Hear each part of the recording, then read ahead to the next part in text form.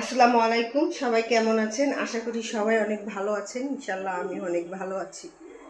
তো আমাদের সমাজের ভিতরে এমন কিছু কীট আছে যাদের মানুষ বলা উচিত না, তারা কীট। কীট আমাদের ভিতরে এমন কিছু কীট আছে যাদের স্বার্থের প্রয়োজনে আপনার আমার সাথে এমন মিষ্টি ভাষায় কথা বলবে যে বোঝার উপায় থাকবে না যে এর ভিতরে কি চলতেছে। অর্থাৎ এর থেকে ভালো মানুষ, ভালো মন মানসিকতার মানুষ এই পৃথিবীতে আর একটা নাই। কিন্তু তাদের মতন স্বার্থবাদী এই পৃথিবীর উপরে আর একটা নাই। তো এই সমস্ত লোকের পাল্লায় দয়া করে কেউ পড়েন না।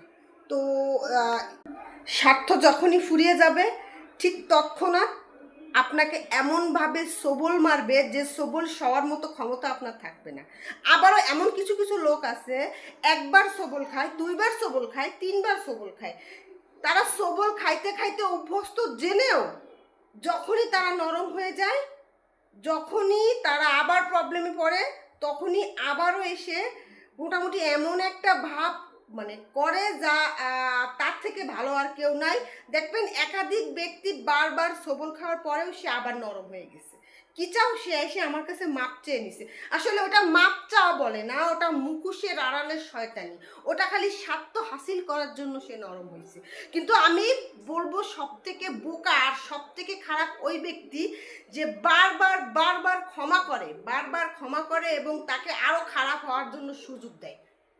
সেই ব্যক্তি সব থেকে বেশি বোকা এবং সব থেকে খারাপ।